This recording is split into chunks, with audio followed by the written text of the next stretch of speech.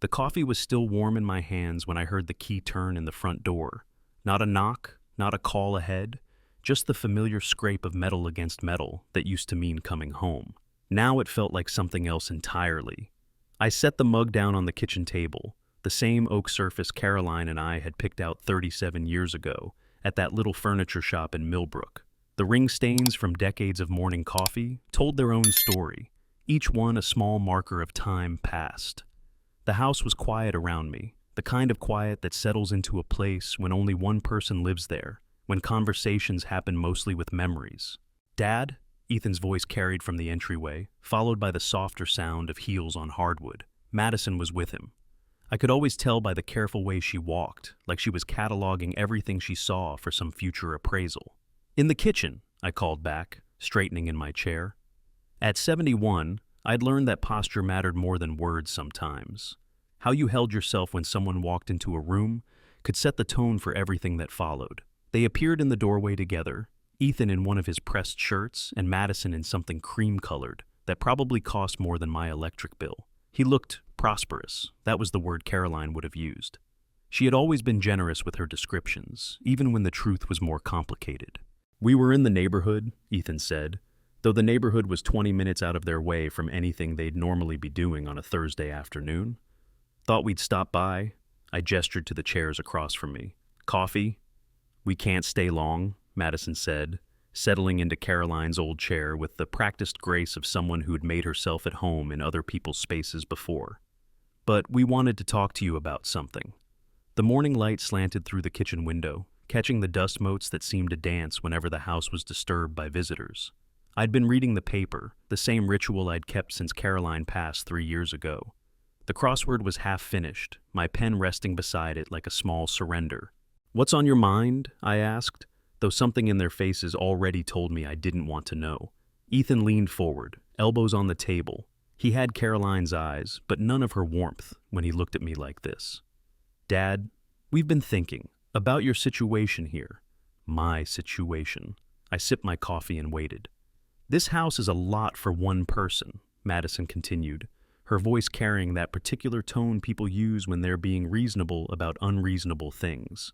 "All these rooms, the maintenance, the mortgage payments." The mortgage, $7,000 and change left on a house I'd been paying on for 32 years.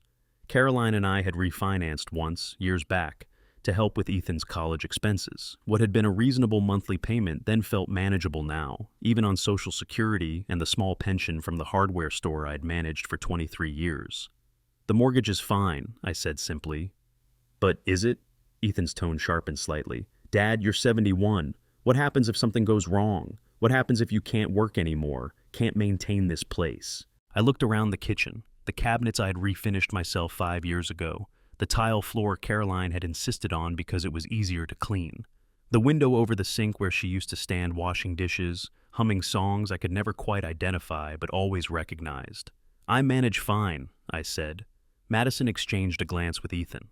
One of those wordless conversations married couples have, the kind Caroline and I used to have before everything got said out loud. "We've been looking at some places," Madison said, pulling out her phone.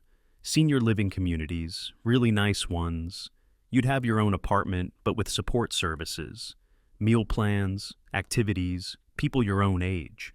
She showed me pictures on her screen, beige walls, neutral furniture, windows that looked out onto perfectly maintained gardens where no one was ever actually gardening. It all looked very clean, very empty. "There's one in Clearwater that has a golf course," Ethan added, as if that might seal the deal. I'd played golf exactly twice in my life, both times with clients from the hardware store who had insisted it was essential for business relationships. I'd been terrible at it and hadn't minded. "And what happens to this place?" I asked. "Well," Ethan said, sitting back slightly, "we'd have to sell it, of course. Use the equity for your care, your new place." He paused, then added with a laugh that didn't sound quite right. "I mean, you're still paying mortgage on a house you bought in the 80s. That's gotta be frustrating." The laugh was the part that stuck. Not cruel exactly, but dismissive. The way you might laugh at someone still using a flip phone or driving a car from the last decade, like holding on to something was automatically ridiculous. I set my coffee mug down with a soft click. "The mortgage will be paid off next year," Dad, Madison said gently, we're just thinking about your future, your quality of life. Wouldn't it be nice not to worry about property taxes, repairs, all the things that come with owning a house? What she didn't say hung in the air between us. Wouldn't it be nice for them if I liquidated the one thing of real value I had left? Ethan had done well for himself. The pressed shirts and Madison's jewelry told that story clearly enough. But doing well and having enough were different things. They had the apartment downtown, the car payments, the lifestyle that required constant feeding. I thought about the garage out back, where Ethan had learned to change oil when he was 16, where I'd taught him to use a level, to measure twice and cut once, to take pride in work done with your hands. The workbench still held some of his high school shop projects, rough-edged but earnest attempts at creating something lasting. I appreciate your concern, I said finally, but I'm not ready to make any changes. Ethan's jaw tightened. Dad, you're being stubborn. This house is too much for you. The mortgage is my business. Is it? Madison's voice carried a slight edge now. Because when something happens, and it will happen, these things always do at your age, who do you think is going to be responsible for sorting it all out? The weight of that sentence settled over the kitchen like dust. When something happens, not if, when. Like my continued existence was an inconvenience they were already planning around. I looked at them across the table, these two people who had once been the center of my world after Caroline passed. Ethan, who I'd driven to Little League practice 3 times a week for 6 years. Madison, who I'd walked down the aisle at their wedding when her own father couldn't be bothered to show up sober. I think you should go, I said quietly. Dad, I think you should go, I repeated, standing. I'll walk you out. They left the way they'd come, Madison's heels clicking on the hardwood, Ethan's hand briefly touching my shoulder in what might have been affection or might have been pity. I watched their car pull away from the front window, a silver sedan that still had temporary plates. When the sound of their engine faded, the house settled back into its familiar quiet, but it felt different now, not peaceful, just empty. I walked through the room slowly, seeing them with the eyes Ethan and Madison had just used. The furniture that was comfortable but not stylish. The photographs on the mantel that told the story of a life lived in decades past. The small signs of an old man living alone. The single coffee mug in the sink. The newspaper folded to the crossword. The medicine bottles lined up on the kitchen counter like tiny soldiers against time. In the garage, I found myself standing in front of the workbench, running my fingers over the scarred wood surface. A half-finished birdhouse sat in one corner, something I'd started for Caroline's garden and never completed after she passed. My tools hung on their pegboard hooks, each in its designated place, ready for projects that seemed to matter less with each passing month. This was where I'd taught Ethan to work with his hands. This was where we'd rebuilt his first car engine, where I'd shown him that things could be fixed if you were patient enough to understand how they'd broken. He'd been 15, all elbows and eagerness, asking questions faster than I could answer them. "Why do you like this stuff, Dad?" he had asked one Saturday afternoon, grease up to his wrists, sweat beading on his forehead from the summer heat. "Because," I'd told him, "when you build something or fix something with your own hands, it becomes part of you. It's real in a way that nothing else is." He'd nodded then, 17 years old, and still believing his father might know something worth learning. Now he thought that connection, that reality, was something to be liquidated for convenience. I walked back to the house as the afternoon light began to fade, my keys heavy in my pocket. $7,000 left on the mortgage, 32 years of payments, and I was $7,000 away from owning this place outright. In the kitchen, I picked up my coffee mug and finished what had gone cold. The crossword puzzle stared up at me from the table, half completed. 6 across, something that can't be taken away. 7 letters. I picked up my pen and filled in the answer. Dignity. That night, I sat in the living room with the photo albums Caroline had so carefully maintained. Pictures of Ethan as a boy, gap-toothed and grinning. His high school graduation, college, the wedding where I'd given that toast about how proud we were, how excited we were to welcome Madison into the family. I found myself lingering on a picture from Ethan's 10th birthday party. He's wearing a Cardinals jersey, chocolate cake smeared on his chin, and he's looking at me like I hung the moon. Caroline's hand is visible at the edge of the frame, reaching to wipe his face clean. "He's a good boy," she'd said that night as we cleaned up the wrapping paper and deflated balloons. "He just needs to learn that getting everything you want isn't the same as being happy." I'd thought we'd taught him that. I'd thought the years of small lessons, earning his allowance, working summer jobs, paying his own way through college with help but not a free ride, had shown him the value of things earned rather than given. But somewhere along the way, those lessons had been forgotten or dismissed. Somewhere along the way, I'd become the obstacle rather than the teacher. I closed the photo album and set it on the coffee table, next to the stack of bills that came every month like clockwork. The mortgage payment slip was on top, marked with next month's due date, $7,000 and change. Not an insurmountable sum, but not pocket change either. Not for a 71-year-old man on a fixed income. But as I sat there in the quiet house, surrounded by the accumulated weight of a life lived in one place for 32 years, I felt something I hadn't felt in a long time. Not anger, exactly. Not even hurt, though that was certainly there. Resolve. Ethan had laughed at my mortgage. He'd looked at this house, the place where he'd learned to walk, where Caroline had sung him to sleep, where we'd weathered storms both literal and metaphorical, and seen it as a burden to be shed. Tomorrow, I decided, I would make some phone calls. To my bank, to my financial advisor, to Marcus Fleming, the lawyer who had handled Caroline's estate and had been telling me for years that I was more financially secure than I gave myself credit for. $7,000. The last chain connecting me to debt, to obligation, to the monthly reminder that I didn't quite own the place I'd called home for more than half my life. I looked at Caroline's picture on the mantel, the one from our 25th anniversary, where she's laughing at something I'd just said, her head thrown back in that way that always made her look younger than her years. "What do you think?" I asked her image. "Time to cut some ties?" The house was quiet around me, but in that quiet, I could almost hear her voice, the way she used to tease me when I was being too cautious with money, too worried about tomorrow to enjoy today. "Richard," she'd say, "sometimes the smartest thing you can do is spend your money on your peace of mind." I nodded to her picture and headed upstairs to bed, my mind already working through the details of what came next. Ethan thought this house was a burden I couldn't handle. He was about to learn how wrong he was. The dreams came in fragments that night, Caroline's voice calling from the kitchen, the sound of Ethan's bicycle wheels on the gravel driveway, the smell of sawdust from weekend projects that seemed to stretch endlessly into golden Saturday afternoons. I woke before dawn with the taste of memory bitter in my mouth and the certainty that something fundamental had shifted. The house felt different in the early morning light, not smaller exactly, but more defined. Like the conversation with Ethan and Madison had drawn sharper lines around everything I owned, everything I'd built, everything I had left to lose. I made coffee in the same routine I'd followed for 3 years since Caroline passed. 1 scoop for the cup, 1 for the pot, like she used to tease me about. "You make it strong enough to wake the dead, Richard," she'd say, but she always drank it anyway, adding enough cream to turn it the color of autumn leaves. Standing at the kitchen sink, I looked out at the backyard where the vegetable garden had gone wild without Caroline's careful tending.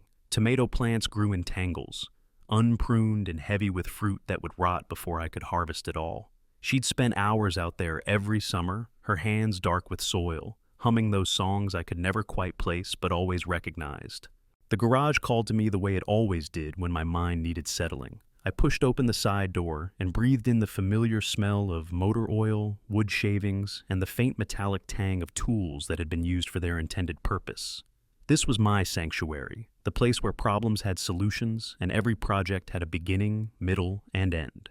Ethan's first bicycle still hung from hooks on the far wall, red with white handlebar streamers that had long since faded to pink. I'd taught him to ride on this bike in the driveway out front. Caroline watching from the porch, with her hands pressed to her mouth, caught between pride and terror as he wobbled toward independence. "Don't let go, Dad," he'd called over his shoulder, pedaling furiously. "I'm right here," I'd promised, my hand steady on his back. But eventually, of course, I had let go. That was the point. That was what parents did. They held on until the moment came to let their children ride away on their own. I just hadn't expected him to ride so far that he couldn't find his way back. The workbench drew me like it always did. The unfinished birdhouse sat exactly where I'd left it 6 months ago, the wood smooth under my palm but lacking the holes that would make it functional. I'd started it for Caroline's garden, something to attract the cardinals she loved to watch from the kitchen window while she did dishes. I picked up a drill bit, tested its sharpness against my thumb. The work would be simple: measure the entrance hole, drill clean through, sand the edges smooth. Basic carpentry, the kind of task that used to fill entire weekends when Ethan was young and eager to help. "Can I do it, Dad? Can I use the drill?" 11 years old, standing on a step stool so he could reach the workbench properly, safety glasses too big for his face. I'd guided his hands, shown him how to apply steady pressure, how to let the bit do the work. "The secret," I'd told him, "is patience. Rush the job, and you'll split the wood. Take your time, and it'll be perfect." He'd nodded solemnly, treating my words like gospel truth. Back then, I was the source of all knowledge, the man who could fix anything, build anything, solve any problem that arose. When had that changed? When had I become the problem instead of the solution? The drill bit slipped in my hand, drawing a thin line of blood across my thumb. I sucked on the cut and set the tool aside, walking to the small refrigerator where I kept a first aid kit and, more importantly, the bottle of bourbon Caroline had given me for our last Christmas together. I didn't open the bottle, I just held it, feeling its weight, reading the label she'd written in her careful handwriting. "For the man who built me a life worth living. Love, always, C." She'd been sick by then, though we hadn't known how sick. The cancer was quiet in those days, patient, waiting for the new year to announce itself with the authority that would reshape our remaining time together. But that Christmas morning, sitting by the tree we decorated with 43 years' worth of collected ornaments, she'd seemed like herself. Tired, maybe, but still Caroline, still the woman who'd seen something worth keeping in a 28-year-old hardware store assistant with calloused hands and simple dreams. "Don't save it too long," she'd said when I'd protested that the bourbon was too expensive, too special for regular drinking. Special things are meant to be enjoyed, not preserved. But after she passed, I couldn't bring myself to open it. It felt like using up the last of her, spending the final gift she'd ever give me. So, it sat in the garage refrigerator, waiting for an occasion that seemed worthy of her final generosity. I set the bottle back and walked to the pegboard where my tools hung in careful arrangement. Each had its place, its purpose, its history of projects completed and problems solved. The socket set from my first job at the hardware store. The level Caroline had bought me when we moved into this house, engraved with our wedding date. The measuring tape that had been my father's, worn smooth by decades of honest work. These were the tools that had built our life. Not just the physical structures, the deck out back, the built-in bookshelves in the living room, the careful repairs that had kept this house standing for 32 years, but the intangible things too. The confidence that came from being able to fix what was broken, the satisfaction of creating something useful with your own hands, the quiet pride of being the person others called when they needed help. Ethan used to understand that. He'd spent countless hours in this garage, learning to use these tools, absorbing the lessons I'd learned from my own father about the dignity of manual work. He'd built a spice rack for his mother when he was 14, sanding each piece until it was glass smooth, applying 3 coats of stain with the patience of a master craftsman. Caroline had used that spice rack until the day she died, even though we both knew she could have bought something prettier, more modern, more convenient. But it wasn't about convenience. It was about the hands that had made it, the love that had guided those hands, the connection between maker and recipient that no store-bought item could replicate. "This is beautiful," she'd said when he presented it to her, still smelling of wood stain and adolescent pride. "This is something I'll keep forever." And she had. It was still in the kitchen, still holding the oregano and basil she'd used in her Sunday sauces, though I hadn't cooked anything that required more than salt and pepper since she passed. I walked back to the house, my footsteps loud on the wooden steps that led from the garage to the kitchen door. The house seemed to echo more these days, as if the walls had forgotten how to absorb the sounds of daily life. Everything bounced back, the closing of cabinets, the scrape of chairs, the mundane noises of a man living alone in a space designed for a family. In the living room, I settled into my reading chair, the leather recliner that had been my Father's Day gift 5 years ago. Caroline and Ethan had gone in on it together, surprising me with something I'd admired in a showroom, but would never have bought for myself. "You need somewhere comfortable to read," Caroline had said, arranging the throw pillows she'd made to match. "Somewhere that's just yours." The chair had become my evening refuge, the place where I read the paper, watched the Cardinals games, dozed through late-night television. It was positioned perfectly to see both the front window and Caroline's photo on the mantel, the one from our 25th anniversary, where her laughter seemed to spill out of the frame.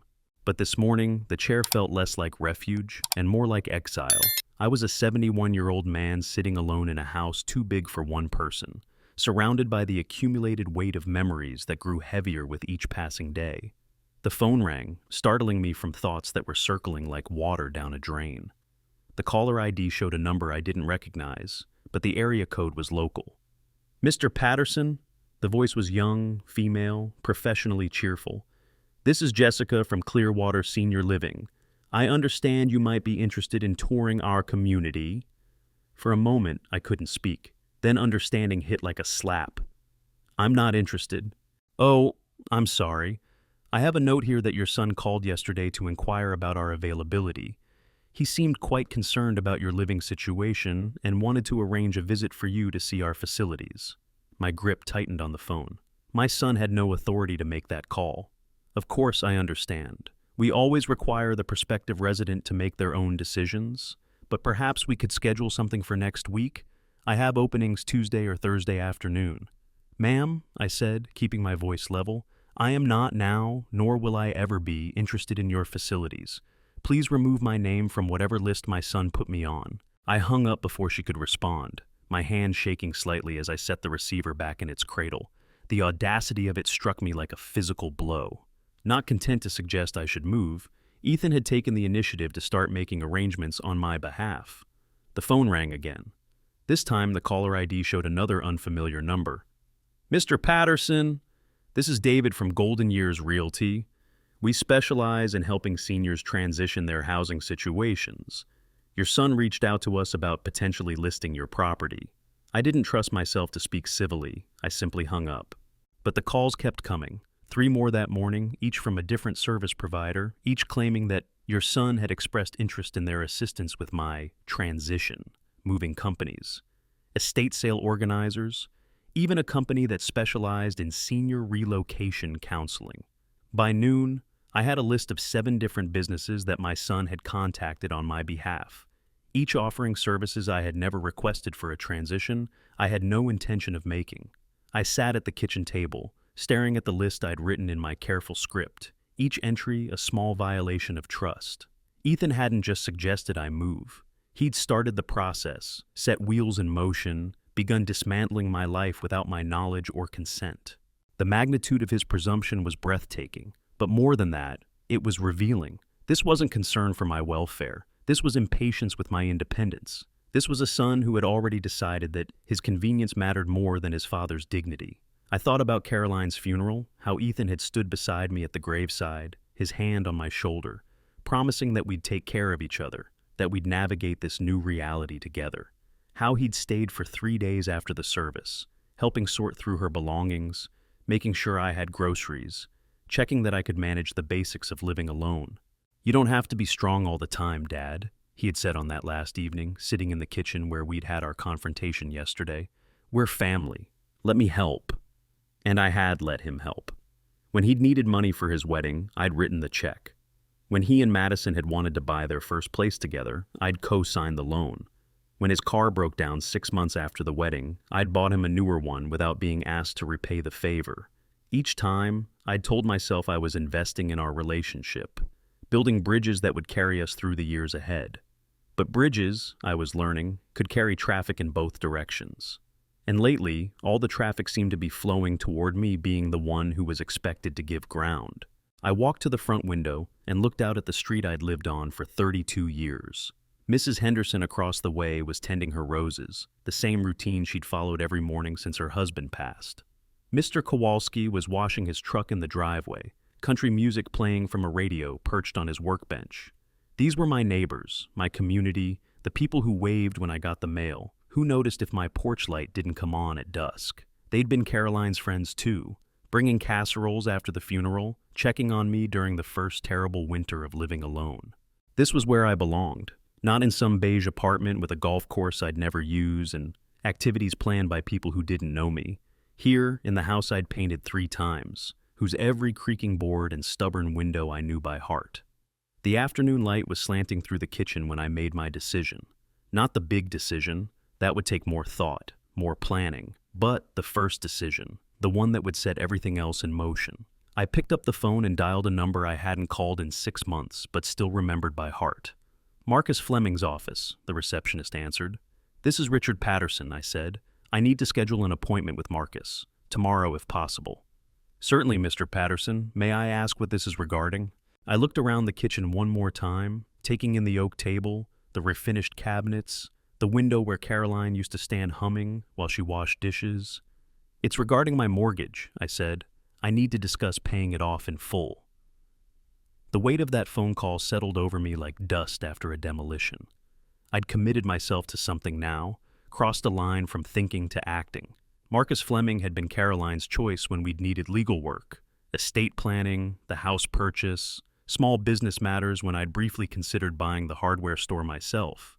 He was the kind of lawyer who wore the same suit twice a week and kept candy in his desk drawer for nervous clients' children. 2:00 tomorrow, his receptionist had said.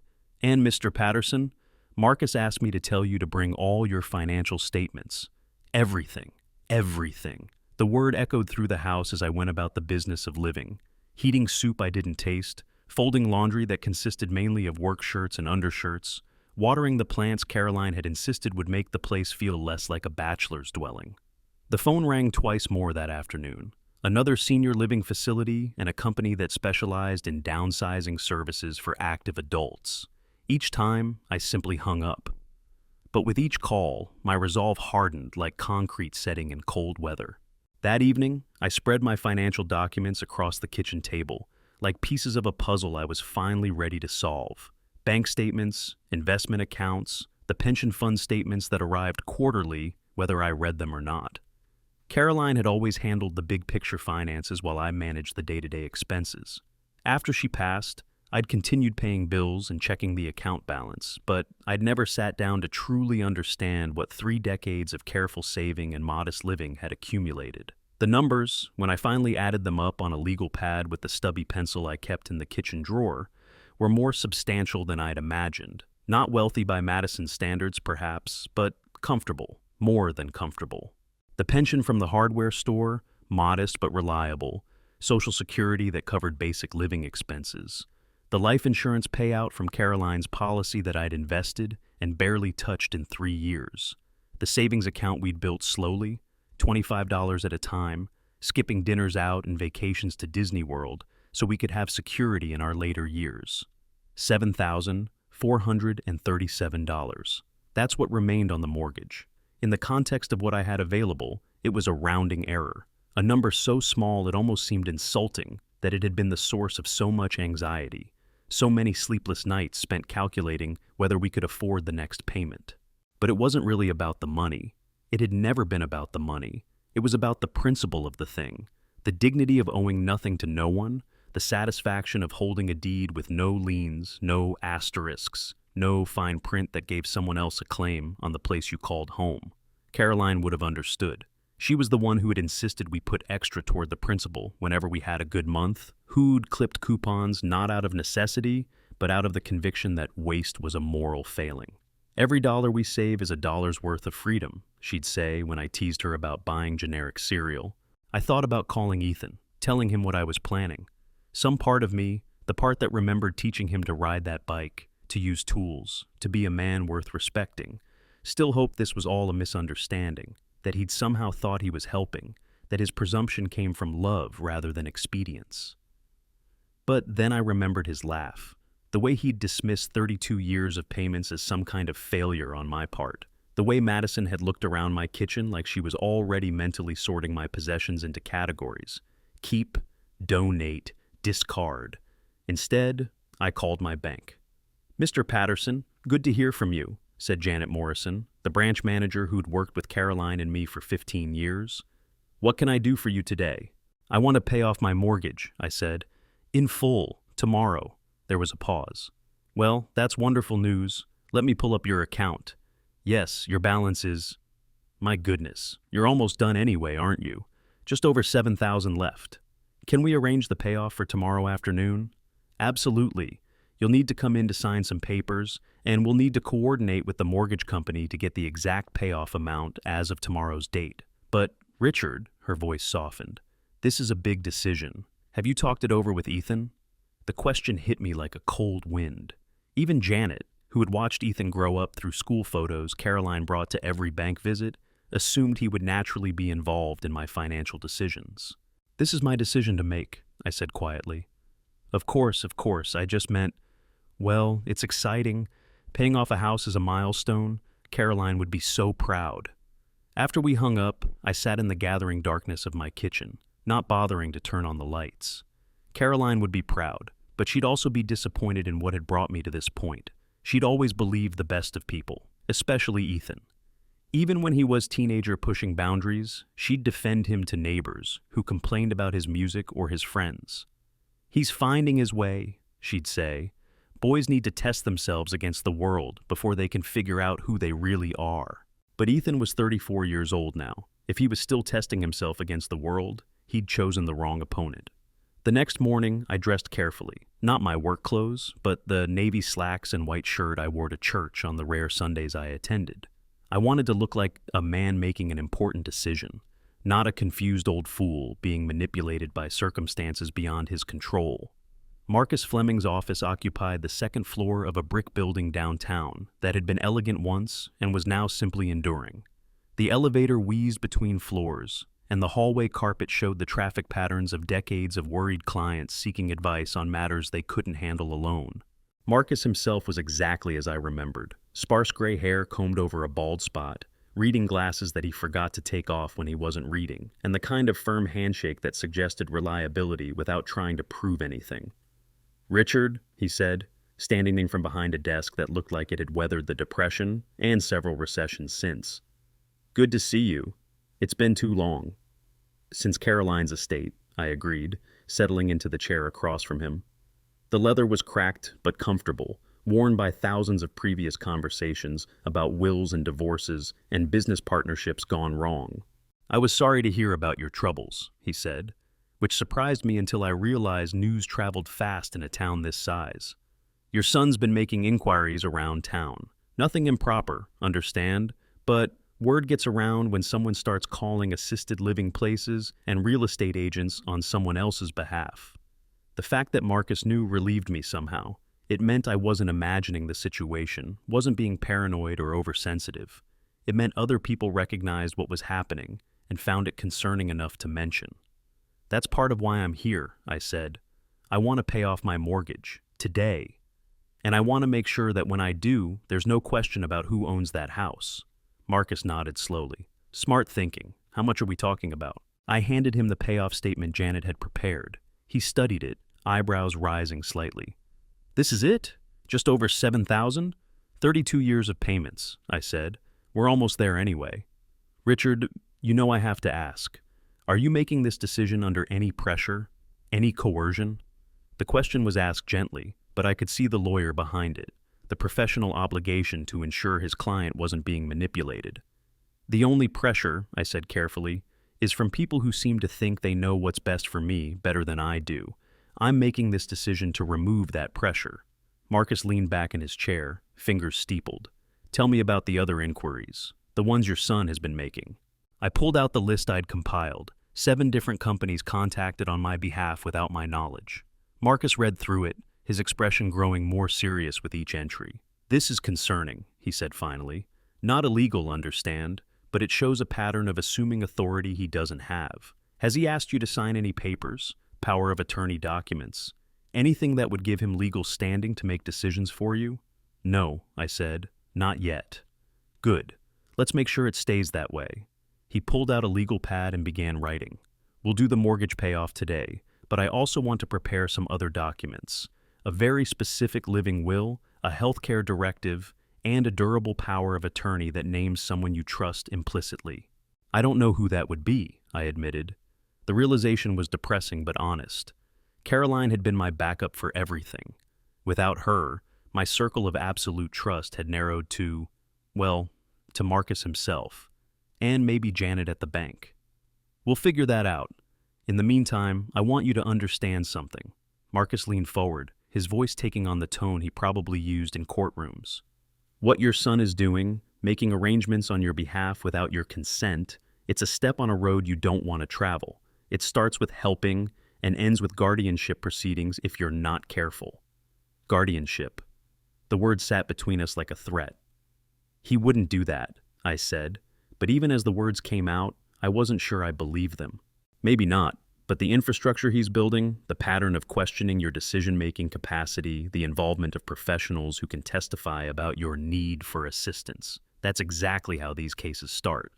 I thought about Madison's comment. When something happens, and it will happen, these things always do at your age, who do you think is going to be responsible for sorting it all out? Not if something happened. When? What do I need to do? I asked. Marcus smiled for the first time since I'd arrived. First, we pay off that mortgage, then we build some walls. The trip to the bank felt ceremonial. Janet had prepared all the paperwork in advance, and the actual transaction took less time than it took to find parking downtown. I wrote a check for $7,437.18, my handwriting careful and deliberate. There, Janet said, stamping the final document with a satisfaction that suggested she'd been through this process many times before. Congratulations, Richard. You own your house free and clear. She handed me a folder containing the satisfaction of mortgage documents, the papers that would be filed with the county to remove the lien from my deed. For the first time in 32 years, no bank had a claim on my home. Walking back to my truck, the folder under my arm felt heavier than it should have, not because of its weight, but because of what it represented. This wasn't just about paying off debt. This was about drawing a line in the sand, making a statement about who got to make decisions about my life. That evening, I called Ethan. He answered on the third ring, his voice slightly distracted. "Hey, Dad, what's up?" "I paid off the mortgage today," I said without preamble. Silence on the other end. Then, "What do you mean, paid it off?" "I mean I don't owe any money on the house anymore. It's mine, free and clear." "Dad?" His tone was the one adults use with children who've done something impulsive and potentially dangerous. "That wasn't smart. You need that liquidity. What if you have medical expenses? What if something happens to the house? What if something happens to me?" I asked. "What's that supposed to mean?" "It means I got some interesting phone calls yesterday. 7 of them, actually.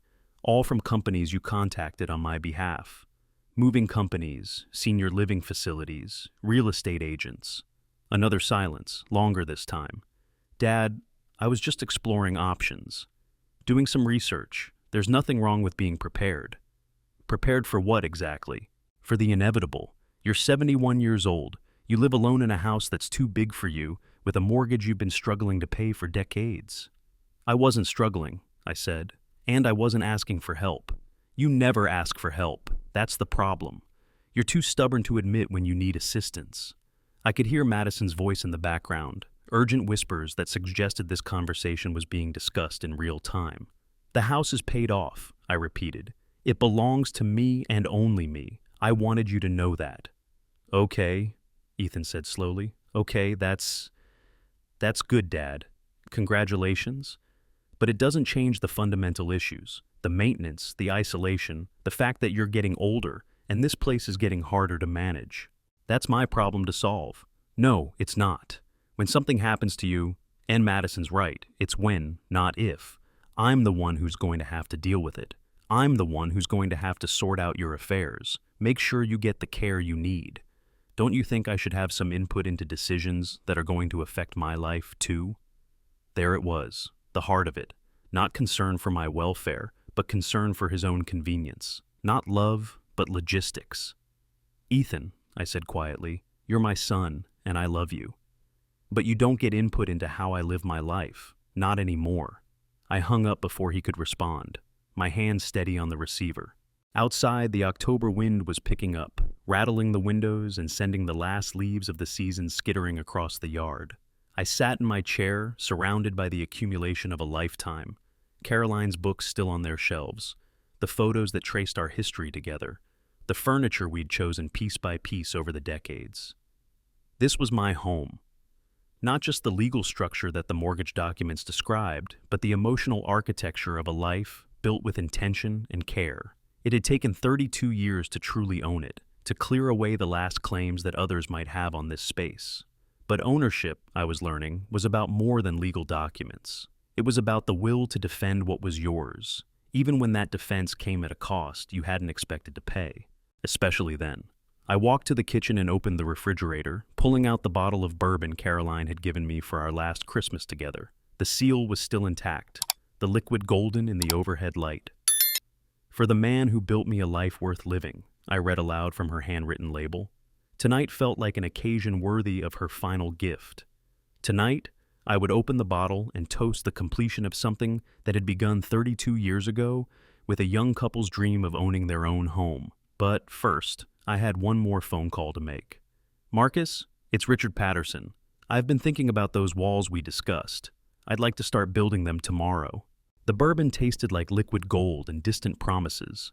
I sat at the kitchen table with Caroline's Christmas gift finally opened, the first drink I'd had since her funeral 3 years ago. The alcohol warmed my chest and loosened something that had been wound tight since yesterday's conversation with Ethan. The satisfaction of mortgage documents sat beside my elbow, already bearing coffee ring stains that would mark this moment forever. In the morning, I would take these papers to the county courthouse and file them myself, making the ownership official in the public record. But tonight, in the quiet of my kitchen with Caroline's bourbon and the taste of freedom on my tongue, I allowed myself a moment of simple satisfaction. I'd built something, more than just equity in a house. I'd built independence. The phone rang as I was savoring the second sip, Ethan's name on the caller ID. I let it go to the machine, his voice tight with frustration when the beep sounded. "Dad, we need to talk. This mortgage thing, you're not thinking clearly. Call me back." I didn't. Instead, I walked to the garage and stood before my workbench, running my fingers over the tools that had shaped 32 years of home maintenance and improvement projects. The drill bits Caroline had organized by size, the level that had hung straight pictures and built straight shelves, the measuring tape that had marked the boundaries of every project we'd undertaken together. These tools had built more than household repairs. They'd built competence, self-reliance, the quiet confidence that came from being able to fix what was broken. Ethan had learned to use these tools once, had stood beside me measuring twice and cutting once, absorbing lessons that went deeper than carpentry. But somewhere along the way, he'd forgotten that being capable meant more than having a college degree and a clean shirt. It meant being willing to do the work yourself, to solve your own problems, to stand on ground you'd earned rather than inherited. The next morning, Marcus Fleming's office felt different. Not the building itself, that remained the same weathered brick and creaking elevator, but the purpose of my visit. Yesterday had been about ending something. Today was about beginning something new. "You look better," Marcus observed as I settled into the familiar cracked leather chair. "More settled." "I slept well," I admitted. "First time in weeks." "Mortgage payoff will do that. There's something powerful about owning your home outright. Now, let's talk about keeping it that way." Marcus spread several documents across his desk with the precision of a man who had done this many times before. "These are the walls I mentioned. Legal structures to protect your autonomy and ensure that your decisions remain your own." The first document was a living will, more detailed than the simple one Caroline and I had signed years ago. This one specified not just my end-of-life wishes, but my day-to-day preferences, where I wanted to live, under what circumstances I might consider assisted care, who had the authority to make medical decisions if I couldn't. "The key," Marcus explained, "is specificity. The more detailed your instructions, the harder it becomes for someone to argue that your current situation doesn't match your stated preferences." The second document was a durable power of attorney, but not the kind that gave blanket authority to whoever held it. This one was limited, specific, activated only under clearly defined circumstances and with built-in safeguards against abuse. "Who do you want to name as your agent?" Marcus asked. I'd been dreading this question since yesterday. Caroline had always been my backup, my second opinion, my partner in every decision that mattered. Without her, my circle of absolute trust had narrowed to almost nothing. "What about you?" I asked. Marcus smiled.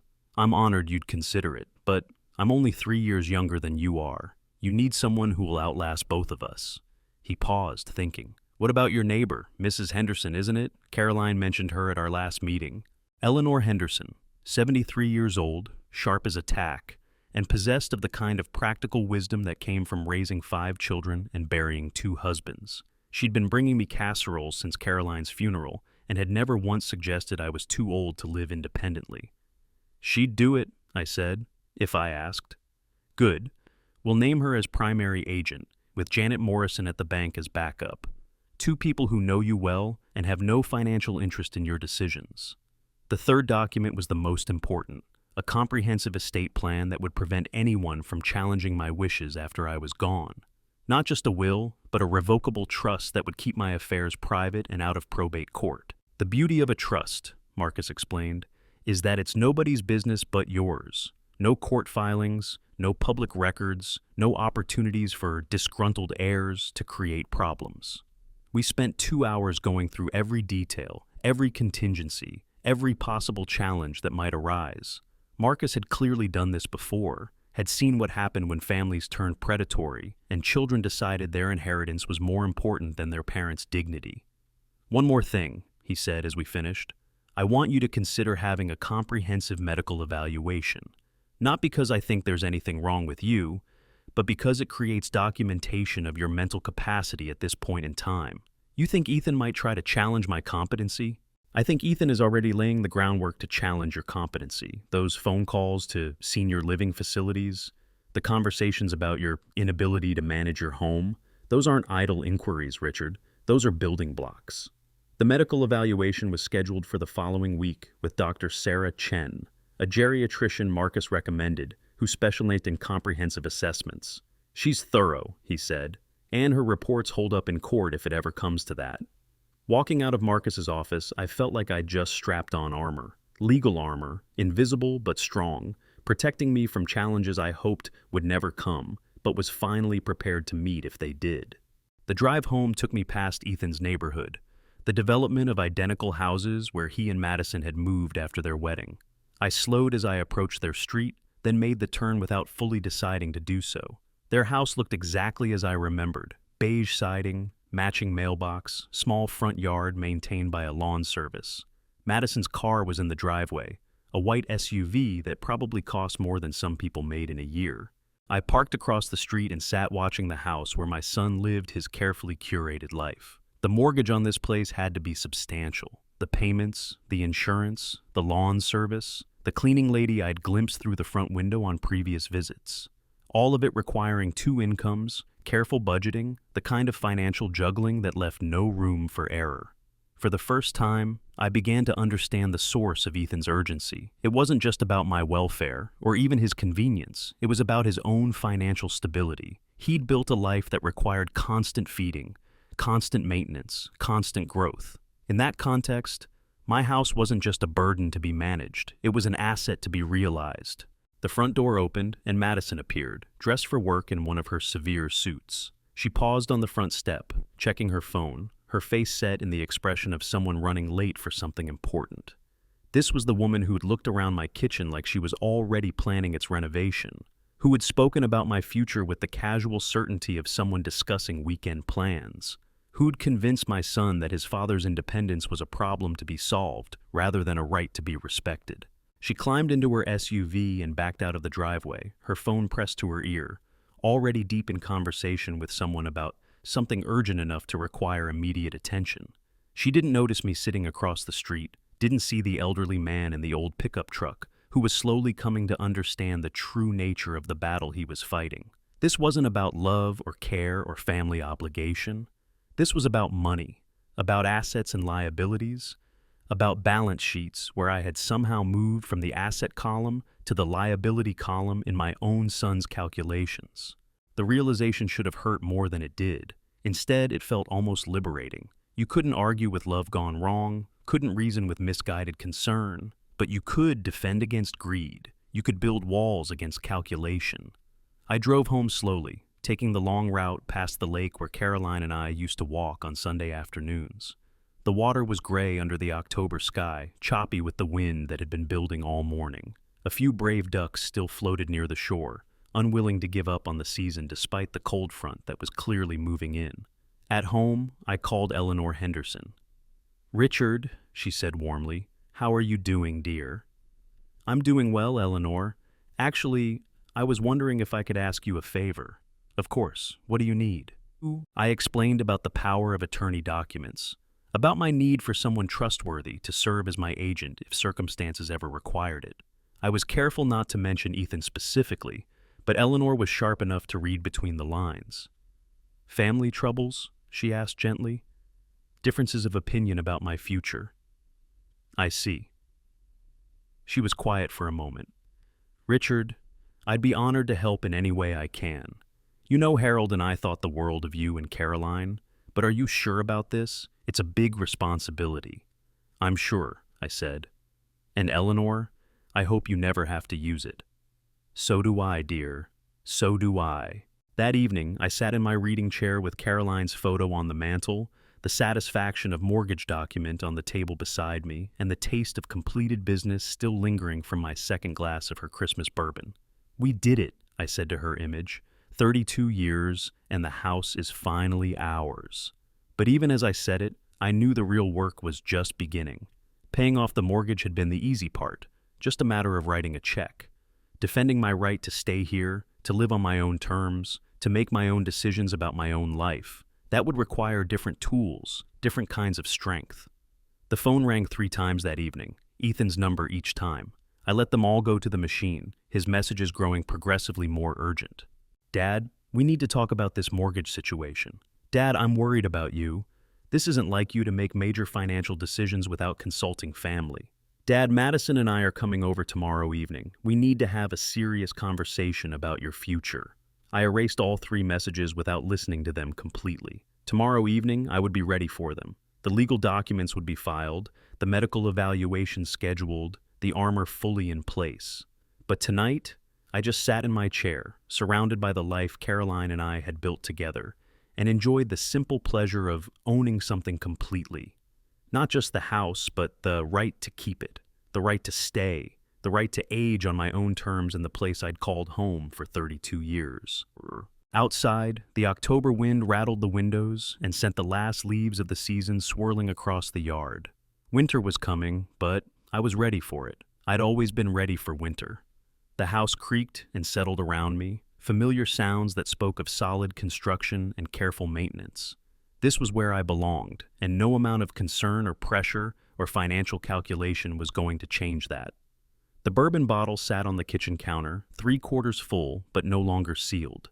Some gifts were meant to be opened, meant to be shared with the moments that mattered most. Caroline would have understood. She'd always understood the difference between saving something special and appreciating it when the time was right. Tonight felt like the right time for a lot of things. The knock came at exactly 7:30 the next evening, sharp and insistent like someone demanding entry rather than requesting it. I'd been expecting it since Ethan's final message, had spent the day preparing for a conversation I knew would test every legal wall Marcus had helped me build.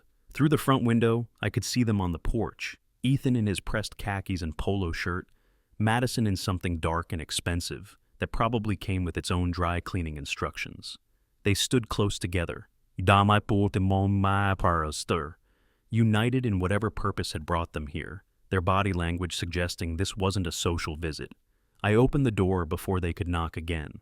"Dad," Ethan said, his voice carrying that forced cheerfulness people use when they're about to deliver bad news. "Thanks for seeing us."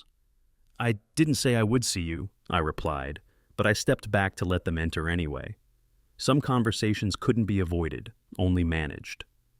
They followed me to the living room, Madison's heels clicking on the hardwood floors Caroline had insisted on refinishing ourselves 15 years ago. The house felt smaller with them in it, their presence somehow diminishing the space I'd worked so hard to claim. "Can I get you anything?" I asked, the ingrained habits of hospitality stronger than my current mood. "We're fine," Madison said, settling onto the couch without invitation. She glanced around the room with that same appraising look I remembered from yesterday, as if cataloging changes or noting details for some future reference. Ethan remained standing, pacing slightly in the way he had done as a teenager when he was working up to asking for something he knew I wouldn't want to give. "Dad, we're worried about you," he began, the words sounding rehearsed. "This business with the mortgage, it shows a pattern of impulsive decision-making that concerns us." "Impulsive," I repeated, settling into my reading chair. "Paying off a 32-year loan is impulsive? When you do it without consulting anyone, yes," Madison interjected. "When you liquidate investments and deplete your savings to satisfy some need to prove your independence, that's concerning behavior." I studied her face, looking for any trace of the woman who had once thanked me tearfully for welcoming her into the family.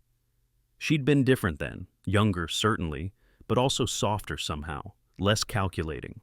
Or perhaps I'd simply been too grateful for Ethan's happiness to see clearly.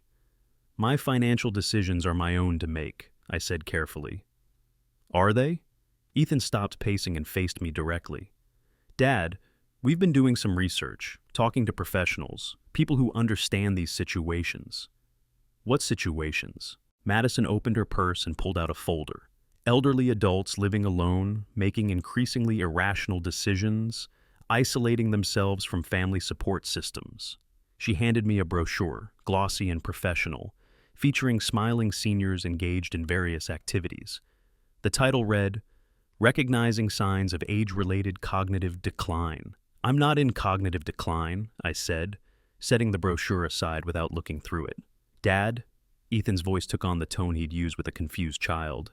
Yesterday you spent over $7,000 on impulse. You won't return our phone calls. You're living alone in a house that's clearly too much for you to maintain.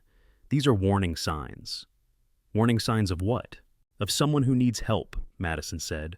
Professional assessment, family intervention, guidance from people who understand the challenges of aging.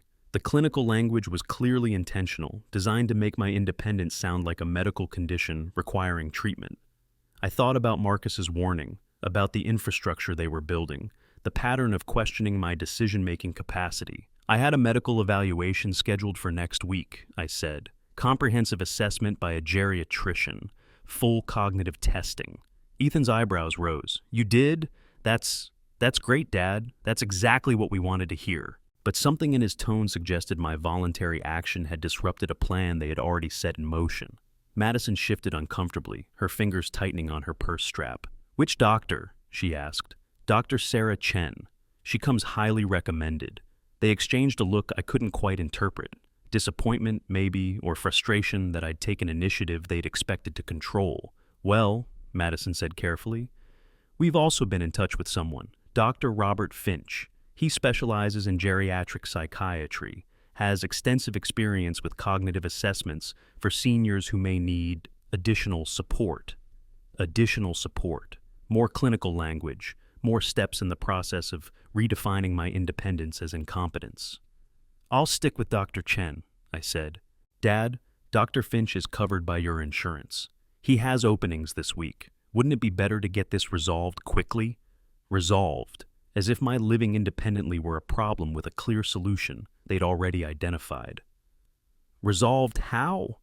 Ethan sat down on the couch beside Madison, his hands clasped in front of him. Dad, we love you. You know that, right? Everything we're doing comes from love and concern for your welfare. I waited. But love sometimes means making difficult decisions. Sometimes it means accepting help even when you don't think you need it. What kind of help? Madison opened her folder and pulled out several more documents. We've been researching your options. Really good places, Dad. Nice facilities with different levels of care depending on your needs. She spread the brochures across the coffee table like a dealer laying out cards. Sunset Manor Senior Living, Golden Years Assisted Care, Millfield Memory Care Community. Memory care? I asked, focusing on the last one. Just in case, Ethan said quickly. We want to be prepared for all possibilities. I picked up the Millfield brochure. The photo showed a building that looked more like a hospital than a home, with wide corridors and handrails and rooms that had clearly been designed for maximum supervision rather than privacy or comfort. This is for people with dementia, I said. It's for people who need specialized care, Madison corrected. People whose families want to ensure they're safe and properly supervised. The word supervised hung in the air like a threat. I set the brochure down and looked at my son, trying to find some trace of the boy who'd once built a spice rack with his own hands, who had been proud to show me his work and eager to earn my approval. Ethan, I said quietly, do you remember the birdhouse? He blinked, thrown by the apparent change of subject. What birdhouse? The one you made for your mother when you were 12. Took you 3 weekends to get the entrance hole the right size because you kept measuring wrong. Vaguely. You wanted to quit after the second weekend. Said it was too hard, that you'd just buy her one from the store, but your mother made you finish it. Said the important thing wasn't that it was perfect, but that it was yours. Madison shifted impatiently. Richard, I'm not sure how this relates to our current discussion. It relates, I said, still looking at Ethan, because that boy who wouldn't quit on a birdhouse grew up to quit on his father. That's not fair, Ethan said, color rising in his cheeks. We're not quitting on you, we're trying to help. By having me declared incompetent, by making sure you're safe. In a memory care facility, if necessary. I stood and walked to the mantel, where Caroline's photograph smiled out at a room she'd decorated with such care and intention. Every piece of furniture, every lamp, every small decorative object had been chosen to create a home that felt welcoming and lived in, rather than simply functional. Your mother would be ashamed, I said, without turning around. Don't! Ethan's voice was sharp now, anger replacing the manufactured concern. Don't you dare use her memory as a weapon against us. I'm not using her memory, I'm honoring it. I turned to face them. She spent 37 years of her life making this house a home. She chose every piece of furniture in this room, planted every flower in the garden, refinished these floors with her own hands. And you want me to abandon all of that because it's inconvenient for you? Because it's dangerous for you, Madison said firmly. Richard, you're 71 years old. You live alone in a house with stairs, with a full basement, with appliances and systems that could malfunction. What happens when you fall? What happens when you have a medical emergency and no one's around to help? What happened when Caroline fell? I asked. They both went quiet. She fell in the bathroom 2 months before she died, broke her wrist, lay there for an hour before I found her. Did I put her in a facility? Did I decide she couldn't live safely in her own home? That was different, Ethan said weakly. How? You were here. You could watch out for her. And who's watching out for me? Neither of them answered. The truth, I said, sitting back down in my chair, is that nobody is watching out for me. Nobody's checking if I'm okay, bringing groceries when I'm sick, calling to see if I need anything. You visit when you want something, call when you need something, and otherwise leave me alone to manage however I can. We have busy lives, Madison said defensively. So do I. The difference is that I don't use my busy life as an excuse to abandon the people I claim to love. Ethan stood abruptly. This is pointless. Dad, you're being unreasonable. We're offering you solutions, and you're throwing them back in our faces. I'm refusing to be managed like a problem that needs solving. You are a problem that needs solving, Madison snapped, her professional composure finally cracking. You're an elderly man living alone in circumstances that are becoming increasingly unsafe and unsustainable. Your son is going to inherit the responsibility for dealing with that, whether you acknowledge it or not. There it was, the truth, finally spoken aloud. Not concern for my welfare, but concern for their convenience. Not love, but liability management. Get out, I said quietly. Dad, get out of my house. They gathered their brochures and folders with the stiff dignity of people who'd been insulted, but couldn't quite figure out how. Madison's heels clicked more sharply on the hardwood as they left, Ethan pausing at the door for one last attempt. We're not giving up on this, he said. We can't. We love you too much to let you destroy yourself out of stubbornness. Then learn to love me enough to let me live. After they left, I sat in the gathering darkness of my living room, not bothering to turn on the lights. The house settled around me with its familiar creaks and sighs, the sounds of a structure that had weathered decades of seasons and remained solid. On the coffee table, Madison had left behind one of her brochures, Sunset Manor Senior Living. I picked it up and flipped through the pages, reading about levels of care and transition services and family involvement in care planning. The photographs all looked the same: beige walls, neutral furniture, smiling staff members attending to residents who looked grateful for the attention. Everything clean and safe and utterly institutional. I thought about Caroline's kitchen, with its coffee ring stains and mismatched chairs and the window that looked out over the garden she'd tended with such care. I thought about my garage, with its familiar smells and well-organized tools and the projects that waited for my attention. This was what they wanted me to trade for safety and supervision. I tore the brochure in half, then in half again, until it was nothing but scraps of glossy paper scattered across the coffee table. Tomorrow, I would call Marcus and tell him about tonight's visit. We would document everything, add it to the file we were building, continue constructing the legal walls that would protect my right to make my own choices. But tonight, I poured myself another glass of Caroline's bourbon and sat in my chair, surrounded by the life we'd built together, and felt something I hadn't experienced in months. peace. Not the absence of conflict, but the presence of certainty. I knew who I was, where I belonged, and what I was willing to fight for. And I was finally ready to fight. The first sign that Ethan wasn't giving up came 3 days later, delivered in the form of Dr. Robert Finch himself. I was in the garage, finally working on Caroline's birdhouse, when the security system I'd had installed 2 days earlier chimed. The small monitor showed a man in his 50s standing at my front door, briefcase in hand, looking every inch the professional expert. I set down my sandpaper and walked to the front door, not opening it. "Mr. Patterson, I'm Dr. Finch. I believe your son arranged for me to conduct a wellness evaluation."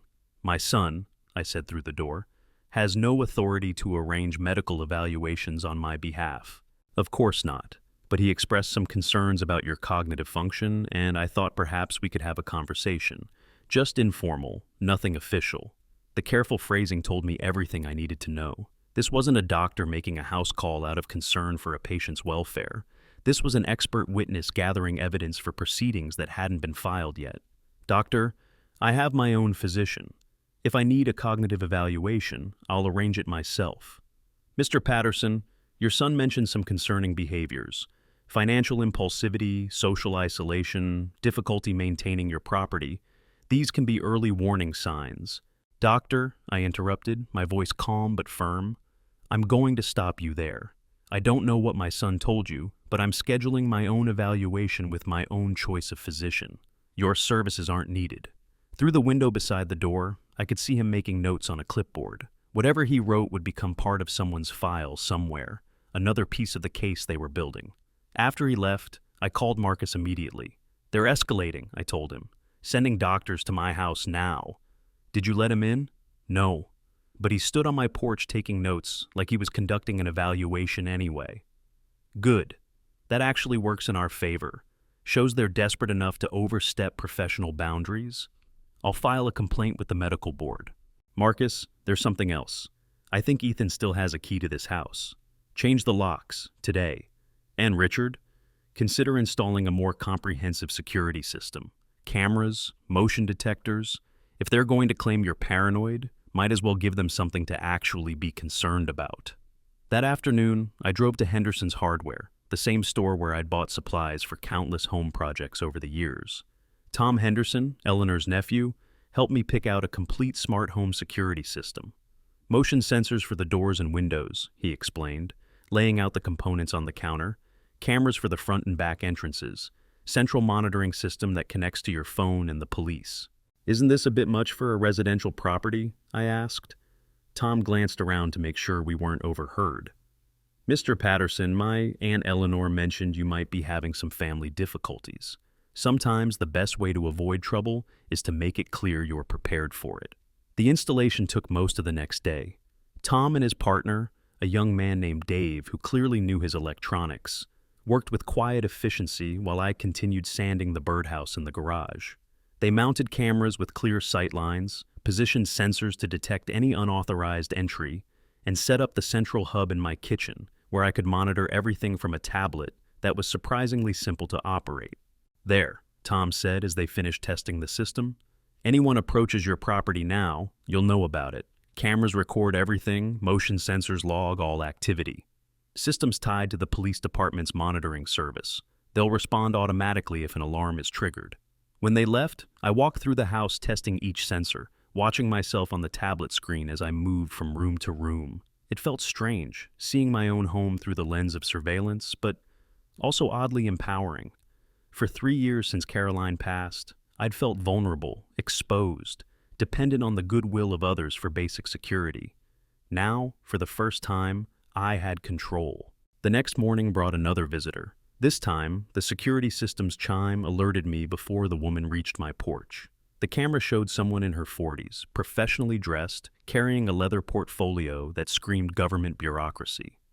"Mr. Patterson, I'm Linda Carlisle from Adult Protective Services. We've received some reports about your welfare that we'd like to follow up on." Adult Protective Services. Ethan had called in the cavalry.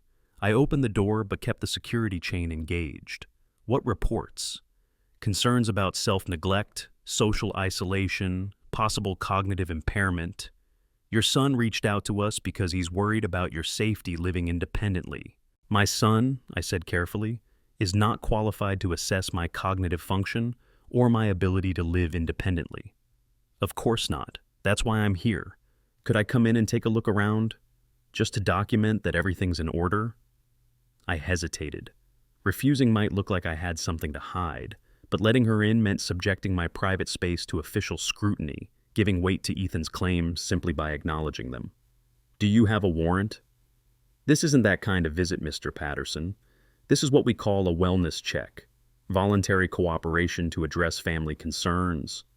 And if I don't volunteer, then we file a report stating that the alleged person at risk refused to cooperate with our assessment.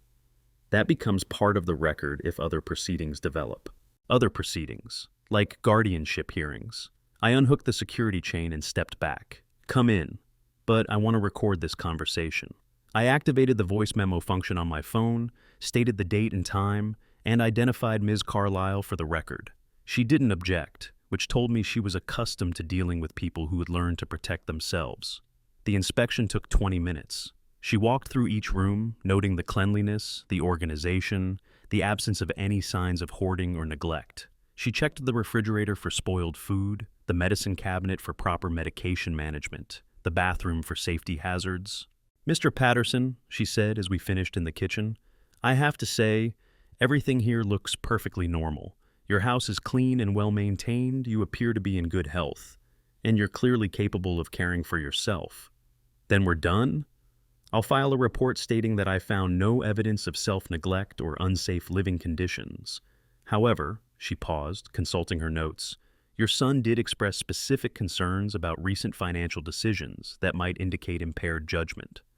Such as large expenditures, liquidating investments, making major financial changes without family consultation. Paying off my mortgage is a large expenditure? It can be if it compromises your financial security. I walked to the kitchen table, where I had left the folder of documents Marcus had helped me prepare. I pulled out a net worth statement, the kind banks require for large loans, showing my assets and liabilities in clear, simple numbers. Here's my current financial position, I said, handing it to her. As you can see, paying off the mortgage improved my financial security rather than compromising it. She studied the document, her eyebrows rising slightly as she processed the numbers. Mr. Patterson, you're in excellent financial shape, better than most people your age. That's what I've been trying to tell my son. Ms. Carlisle closed her portfolio with a decisive snap. Mr. Patterson, based on my observations today, I see no reason for state intervention in your living situation. Your son's concerns appear to be unfounded. After she left, I sat at the kitchen table with the recording still running on my phone. 23 minutes of official documentation that I was competent, capable, and living safely in my own home. Evidence that Ethan's concerns were either misplaced or manufactured. I called Marcus immediately. Excellent, he said when I described the visit. Official exoneration from Adult Protective Services. That's powerful ammunition if they try to pursue guardianship. They're not going to stop here. Probably not. But Richard, they're making mistakes now, moving too fast, being too obvious about their intentions. That works in our favor. That evening, I received a phone call that clarified everything. Dad, Ethan's voice was tight with frustration. I heard APS came by today. They did. Your concerns were investigated and found to be baseless. This is ridiculous. You're living in denial about your situation. We're trying to help you, and you're treating us like enemies. Help me what, exactly? Plan for your future. Make responsible decisions about your care and your assets. Assets. There was the word that mattered, floating to the surface like oil on water. My assets are my own to manage. For now. But Dad, what happens when you can't manage them anymore? What happens when you're too confused to make good decisions? Shouldn't there be a plan in place? There is a plan. I made one with my lawyer yesterday. Silence on the other end. Then, what kind of plan? The kind that ensures my decisions remain my own, no matter what happens. Dad, you can't just shut out your family.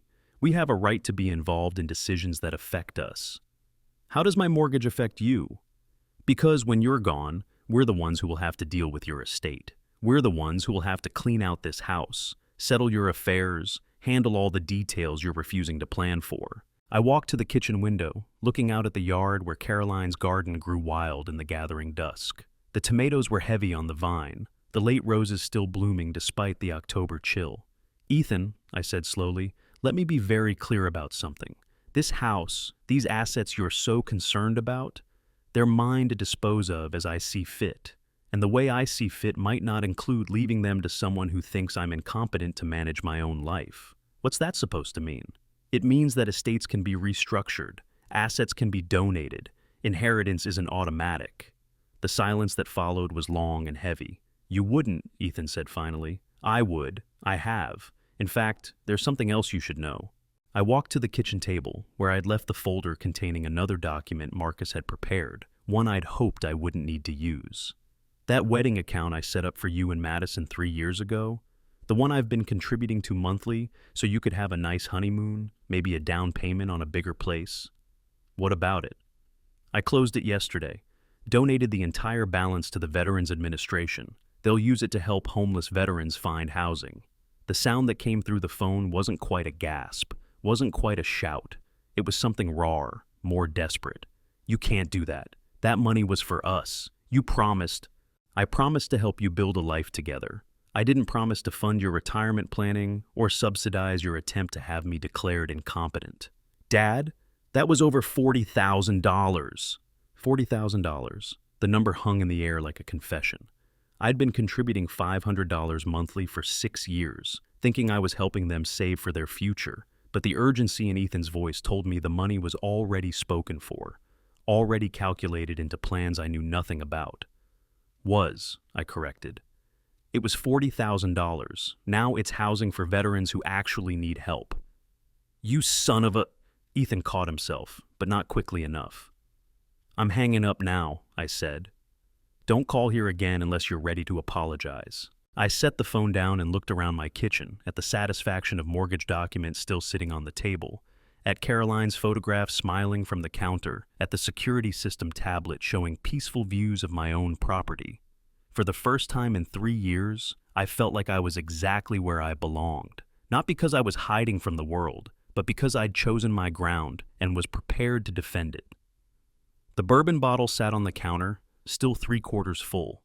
I poured myself a glass and raised it toward Caroline's photograph. "To building walls," I said aloud, "and knowing when to use them." Outside, the October wind rattled the windows and sent leaves swirling across the yard. Winter was coming, but my house was warm, my deed was clear, and my decisions were my own. For the first time since this all began, that felt like enough. The silence that followed was different from any I'd known in the 3 years since Caroline passed. Not the hollow echo of loss, but the solid quiet of a man who had drawn his final lines and was prepared to live within them. I didn't sleep well that first night after closing the wedding account. Not from guilt. The money had gone to people who genuinely needed help rather than people who felt entitled to it, but from the recognition that I'd crossed a bridge I could never recross.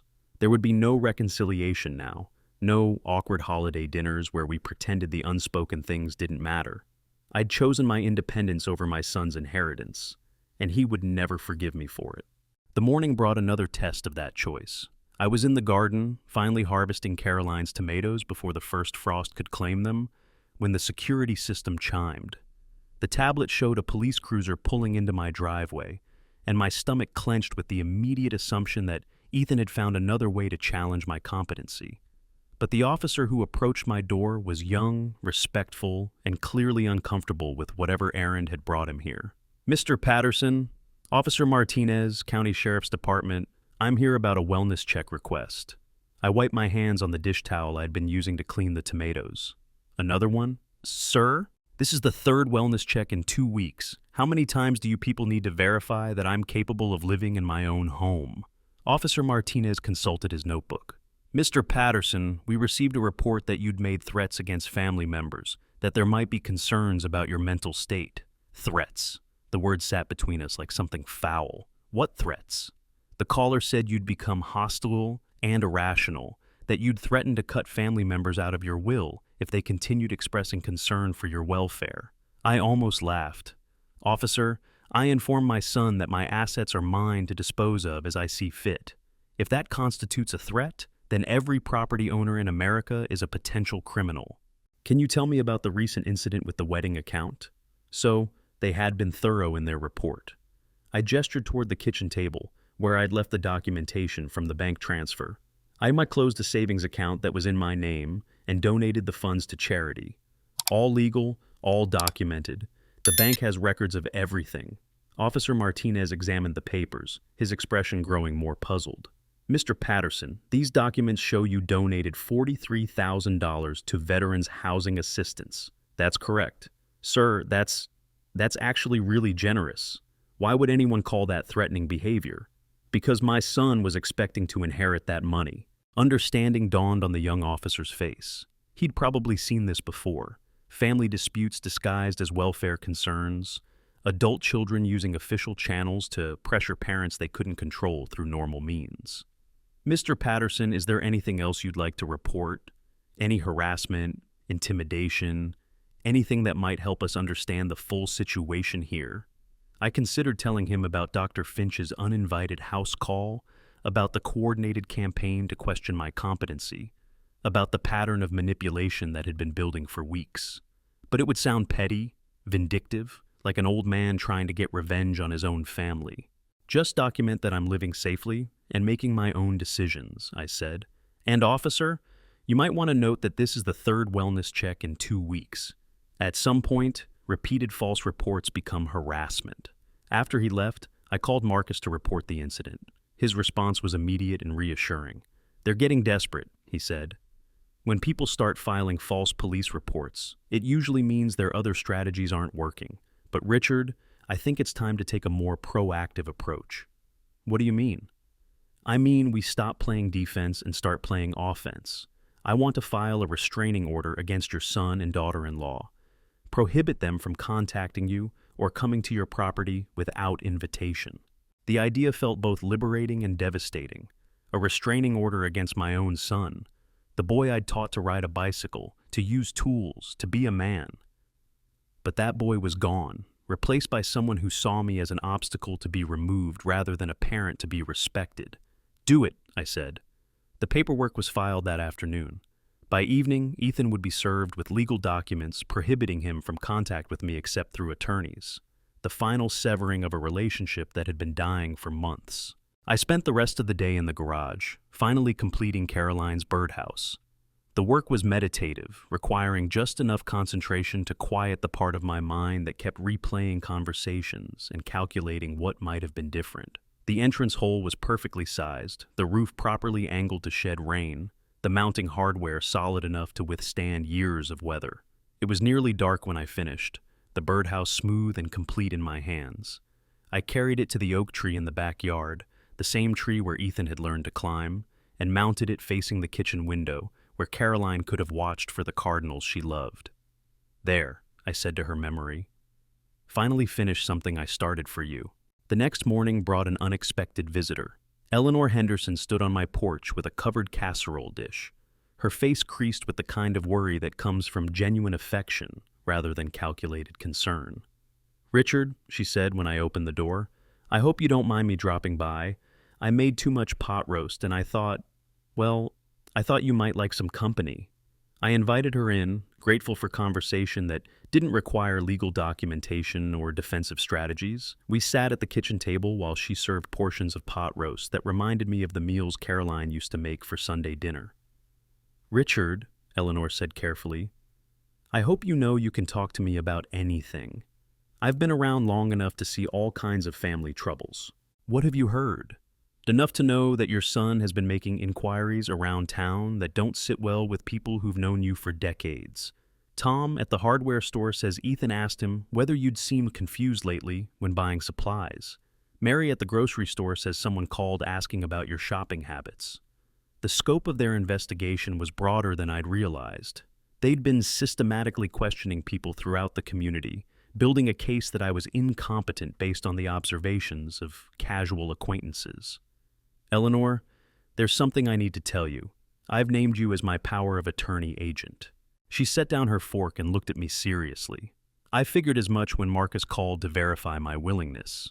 Richard, I want you to know that I take that responsibility very seriously. but I also want you to know that I hope I never have to use it. So do I. We finished dinner in comfortable silence, the kind that exists between people who've known each other long enough to find peace in simply sharing space. After she left, I sat in my reading chair and looked around the living room, at Caroline's photographs, at the furniture we'd chosen together, at the accumulated weight of a life lived in one place with intention and care. This was what I'd been fighting for. Not just the legal right to stay here, but the emotional truth that this was where I belonged. These walls held the architecture of my marriage, the geography of my memories, the quiet satisfaction of work done, and bills paid, and promises kept. 3 days later, Marcus called with news that shouldn't have surprised me, but somehow did. "They're contesting your competency," he said. "Filed petition for guardianship this morning. Claims you're suffering from dementia and are no longer capable of managing your affairs." Based on what evidence? The usual. Allegations of financial mismanagement, social isolation, inability to maintain your property. They've got affidavits from that Dr. Finch character and some woman from Sunset Manor Senior Living. People I never agreed to speak with. Exactly, which is why we're going to fight this hard. Richard, I want you to know that everything we've done over the past few weeks, the medical evaluations, the financial documentation, the APS clearance, it's all going to matter now. The hearing was scheduled for 3 weeks away. 3 weeks to prepare for a legal battle that would determine whether I remained a free man or became a ward of the state, subject to decisions made by people who valued convenience over dignity. But I wasn't afraid anymore. The walls Marcus had helped me build were solid, the documentation comprehensive, the evidence clear. More importantly, I'd stopped being the accommodating father who said yes to every request, who wrote checks to avoid conflict, who prioritized peace over principles. That man had died somewhere between the mortgage payoff and the wedding account closure. In his place was someone harder, more resolved, less willing to be managed by people who confuse love with control. The October afternoons had grown shorter, the light slanting through my kitchen window with the golden intensity that comes before winter. I spent these hours reading, working on small projects, tending the houseplants Caroline had left in my care. Simple tasks that reminded me daily why independence mattered, not because I was afraid of needing help, but because I was determined to remain myself until the very end. On the last day before the hearing, I received a phone call from a number I didn't recognize. The voice was Ethan's, but smaller somehow, less certain than the confident professional who'd sat in my living room making plans for my future. "Dad," he said, "I know you probably don't want to talk to me, but I needed to call before tomorrow." I didn't hang up, but I didn't encourage him either. "Dad, I want you to know that none of this was supposed to happen this way. We were just trying to help. We were worried about you living alone, and everything got complicated. Complicated."